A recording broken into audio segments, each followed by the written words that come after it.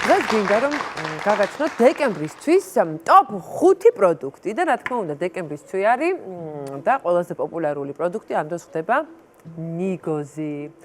იმიტომ რომ ნიგოზი გამოიყენება არაერთი კერძის დროს და არაერთი ვერსიით.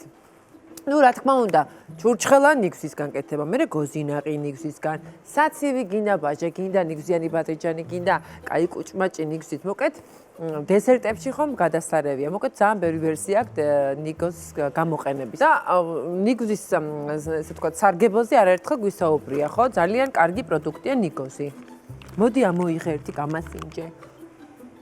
ნახე, როგორი თეთრი ნიგოზია. თიკა მინდა გითხრა რომ ნიგოზი ძალიან გავს ადამიანის თავისთვის. დამეთანხმები რომ ვიზუალური მსგავსება მარტო არ წარმოადგენს. გავს და მორჩა.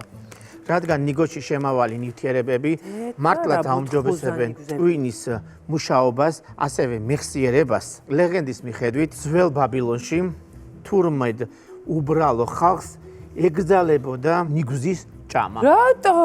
რო არ მომატებოდათ ელემენტარულად ჭკუა. კაი რა, ეს რო უმატებდეს ჭკუას, მარტო ამის იმედზე ვიქნებოდით? კიდევ არსებობს სხვა ლეგენდა თიკა, რომლის მიხედვითაც ძველ ბაბილონში თურმე ნიგზის ჭამის უფლება მხოლოდ სამეფო ოჯახს ჰქონდა და წარჩინებული კლასის წარმომადგენლებს, რადგან ნიგოზი ღმერთების საკვებთან ასოცირდებოდა. სპარსეთშიც ნიგოზის ჭამა მხოლოდ სამეფო გვარის პრივილეგია იყო. და მე კიდე ვიცი რომ ძველი ბერძნებისგან მომდინარეობს ესე ვთქვათ მასიური გამოყენება ნიგზისა, მათ ძალიან ისეთ გააშენეს კაკლის ხეები, იმიტომ რომ ბევრი მიზნით იყენებდნენ, ну საკვებად ხო იყენებდნენ ერთია და მე მგონი ყველასთვის საკვებად არა მხოლოდ დაუშვათ სამეფო ოჯახისთვის. ამასთან ერთად სამედიცინო მიზნებით იყენებდნენ და ასევე საღებავადაც იყენებდნენ, თმასაც იღებავდნენ და ქსოვილსაც ღებავდნენ. შემდეგ როგორც ყველაფერი დანარჩენი, ესე ვთქვათ რომისკენაც განვითარდა, ასე ვთქვათ ამ კაკლის მოხმარება და რომაელები სუფრაზე ხილთან ერთად ნიგოზსაც ატარებდნენ და უმასპინძლებდნენ სტუმრებს. მოდი ჩამოვთვალოთ ნიგზის სასარგებლო თვისებები და გეტყვით აქვე რომ ნიგოზი დიდი რაოდენობით შეიცავს ომეგა-3-ს. ასევე კვლევები დადასტურებულია, რომ ნიგოზში შემავალი ანტიოქსიდანტები და პოლიფენოლები აუმჯობესებენ ტვინის ფუნქციონირებას და ხელს უშლიან ტვინის მუშაობის დაქვეითებას, რაც მეტწილად იცავს ტვინს სხვადასხვა დაავადებების განვითარებისაგან, როგორც არის ალცჰეიმერი და სხვა. მე მკურნალობ ახლა ნიგოზს კი არ ვჭამ უბრალოდ. მე მკურნალობ ახლა მესაჭიროება. ასევე გეტყვით იმ ფაქტსაც, რომ ბაქტერიები, რომლებიც ჩვენს კუჭ-ნაწლავის ტრაქტში ბინადრობენ, იღებენ ნიგოზში არსებულ ნაერთებს და გარდაქმნიან მათ უროლიტინად, რომელიც აუმჯობესებს უჯრედის ფუნქციონირებას. გაითვალისწინეთ ის ფაქტი, რომ ნიგოზი არის მაღალკალორიული საკვები, მასში ბევრი ჯანსაღი ცხიმია და რა თქმა უნდა დანაყრების გრძნობას დიდხანს ვინარჩუნებს და ამიტომ არაჩვეულებრივი წასახემსებელია. კარგი ძალიან. მეორე ასეთი ტოპ პროდუქტი გახლავთ ნუში. კიდევ ერთი არაჩვეულებრივი ხემსი.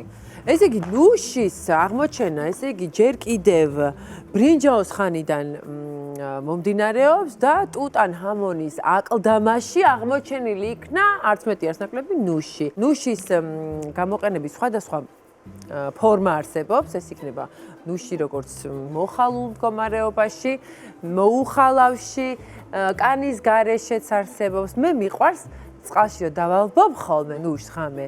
დილას ხდება ისეთი ნედლივი ღრაჭუნა და ძალიან გემრიელია, იცი რა, თან კანსაც აცლი. მარტივად არის ღრაჭაღრუჭა. თიკა მინდა გითხრა რომ ნუშის ერთულუფად ითვლება 30 გრამი ნუში. ნუში შეიცავს დიდი რაოდენობით ანტიოქსიდანტებს, მაგიტომას ჭამ. ასევე E ვიტამინს, მაგიტომას ჭამ. უჯრედის და ცილას. ანუ 4 ცალი მინიმუმ უნდა ვჭამო, ესე იგი A ვიტამინი, E ვიტამინი, უჯრედისი ცილა, მინიმუმ 4 ხომ უნდა ვჭამო. აუცილებლად, მე 5-ეთაც თუ დაამატებ, უკვე ძალიან მაგარია. მაქსიმუმ 5.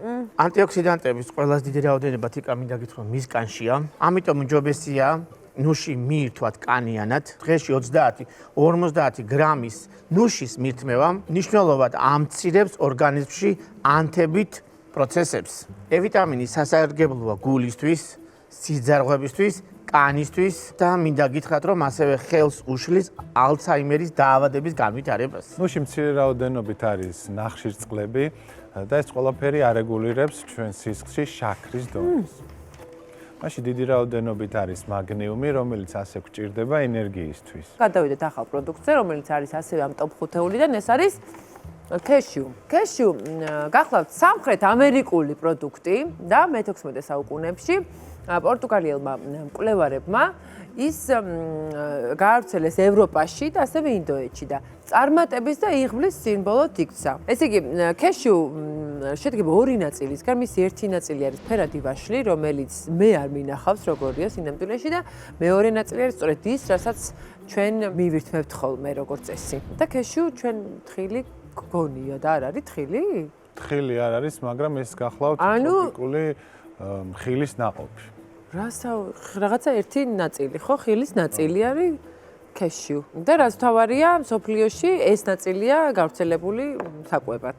მარილიც უხდება ძალიან და შოკოლადიც უხდება და რა ვიცი, იტანს ყველანაირ ვარიაციას. ასევე თიკა გეტყვი იმ ფაქტსაც, რომ კეშიუ ამცირებს შაქრიანი დიაბეტის განვითარების რისკს, რადგან მასში მცირე რაოდენობით არის ნახშირწყლები. სადმაგიეროდ დიდი რაოდენობით არის მაგნიუმი, თუთია, B6 ვიტამინი და K ვიტამინი. ერთ ულუფად ითვლება 30 გრამი კეშიუ, რაც დაახლოებით არის 160 კილოკალორია. ესე იგი, საკვებად ვარგისია ნებისმიერ მდგომარეობაში, ეს იქნება დავუშვათ დესერტთან ერთად, შოკოლადთან ერთად, ცალკე წასახემსებლად დამარილებული საკმაოდ გემრიელია, ჩირეულთან კომბინაციაში ეს იქნება ქიშმიში თუ სხვა სალათებში არის შესანიშნავი, პომიდორსაც უხდება, პომიდორის სალატს უფრო კონკრეტულად, ასევე ბარდას უხდება და მოკლედ იტანს ყველანაირ ფანტაზიას სამზარეულოში. გეთანხმებით. შემდეგი პროდუქტი, რომელიც არის ამ 5-იდან, გახლავთ შავი ქლიავის ჩირი. თიკა მინდა გითხრა, რომ შავი ქლიავის ჩირი ასკორბინის ჯავის, ანუ ეგრეთ წოდებული C ვიტამინის საბადოა. ასევე ის საბადოა რკინისაც. საუკუნეების განმავლობაში შავ ქლიავს იყენებდნენ საჭისმომნელებელი სისტემის პრობლემების სამკურნალოდ. ის შეიცავს დიდი რაოდენობით ანთოციანინს, რომელიც არის პიგმენტი, რომელიც შავ ქლიავს მისთვის დამახასიათებელ მუქბერს ანიჭებს. თუმცა ის მხოლოდ ფერის შექმნაში არ იღებს მონაწილეობას, ის ჩვენი ჯანმრთელობისთვის სასარგებლო ნაერთია. მას აქვს ანტიოქსიდანტური თვისებები და იცავს ორგანიზმს კიბოს განვითარებისაგან. კვლევები დადასტურებული ასევე, რომ ეს ნაერთი ხელს უშლის ასაკთან ერთად განვითარებულ ნეიროდეგენერაციულ დაავადებებს და ასევე ხელს უშლის ტვინის ფუნქციონირების დაქვეითებას. და ამ უნიკალურ თვისებებთან ერთად დავამატებდი იმას, რომ შავი ქლიავი დიდი რაოდენობით რკინას შეიცავს, რაც საუკეთესო ვარიანტია რკინადეფიციტული ანემიის დროს, პროფილაქტიკისთვის და სამკურნალოდ. ასევე გეტყვით იმ ფაქტსაც, რომ თუ გაწუხებთ აკნე, მიირთვით შავი ქლიავის ჩირი და ის დაგეხმარებათ კანის სიჯანსაღეში, გაწმენდაში და ბზინვარების აღსადგენად საუკეთესო საშუალებაა. ასევე შავ ქლიავში ისეთი მჟავეებია, რომლებიც პირის ღრუში ბაქტერიების რაოდენობას მნიშვნელოვნად ამცირებს და ასევე ხელს უწყობს ღრძილების ჯანმრთელობას. ისე მე მგონი ესენი შეფუთვაზეც უნდა დაეწეროს, ისეთი კაი რაღაცები მოყევით. მაგიტომ დავხედე და არ აწერია. აი რაღაცები აწერია, რაც შეიცავს. არა, უბრალოდ ნახშირწყალი მარილი და ასე შემდეგ და ის ნივთიერებები, რომელზეც რეზომ და ლევანმა მოყვრენ, აწერია. ვისურვებდი, რომ იყოს საქმე შემახსენოს. ამიტომ ისაც დაინტერესებთ, შეუძლიათ ჩართონ ჩვენი გადაცემა და ვიყურონ. დიდი მადლობა. მე ესე ვესწრები პირდაპირ ამ საუბარს და ბოლო პროდუქტი ამ 5-იდან არის გარგრის ჩირი. ზოგადად გარგარი ძალიან არომატული ხილია, ძალიან გემრიელია, წვნიანი და რაღაცნაირი აფრქვევს ამ თავის სურნელს და რა თქმა უნდა საფხულის ფანტასტიკური ხილია და მოგონებაც ერთგვარი, თუმცა ზამთრის პერიოდში მისით თავის განებივრება ჩირის მდგომარეობაში შეგვიძლია. გარგრის ჩირი აუმჯობესებს საჭმლის მონელებას, აუმჯობესებს პერისტალტიკას, აძლიერებს იმუნურ სისტემას და იმუნიტეტს. მასში დიდი რაოდენობით არის ბოჭკო, რომელიც აუცილებელია საჭმლის მომნელებელი სისტემის გამართულად ფუნქციონირებისთვის. გარგარში არაერთი ვიტამინია, განსაკუთრებით მდიდარია A, E და C ვიტამინებით. და არანაკლებ მდიდარია კალიუმით და რკინით. ამგვარად ის, როგორც შავი ქლიავი, კარგია რკინადეფიციტური ანემიის პროფილაქტიკისთვის. გარგრის ჭირი ზომიერი რაოდენობით უნდა მიიღოთ, რადგან უჯრედისის დიდ რაოდენობამ შეიძლება გამოიწვიოს საჭმელებელი სისტემის გამბიტი. ეგ რა არის? ეს ჭადრაკში თიკა დამეთანხმები ნიშნავს შეტევაზე სწრაფ გადასვლას. და სამედიცინო ენაზე როგორ ითარგმნება? სამედიცინო ენაზე აითარგმნება შემდეგნაირად. უჯრედისი ჭარბი რაოდენობით, როდესაც ხდება ადამიანის ორგანიზმში, რა თქმა უნდა, გამოიწვევს უჭნაწლავის სისტემის აქტივაციას, პერისტალტიკის გაძლიერებას, აღნიშნულიდან გამომდინარე, პირიქით გამოიწვიოს შებერილობა, დიარეა და ასე შემდეგ. ასე უნდა გვახსოვდეთ, რომ ჩირეულის მირთმევის შემდეგ განსაკუთრებული ყურადღება უნდა მივაქციოთ კბილების წმენდას, რადგან ჩირეულს განსაკუთრებით გარგრის ჭირს გააჩნია წებოვანი ფაქტურა, რომელიც ადვილად ეკრობა ჩვენ კბილის ემალს, ასევე ჯდება ჩვენს კბილებს შორის სივრცეებში და ადვილად არ შორდება. ამიტომ უნდა ამ ჩირის მირთმევის შემდეგ პირის ღრუს ჰიგიენა არ დაგვავიწყდეს, რადგან არ მოხდეს კარიესის განვითარება.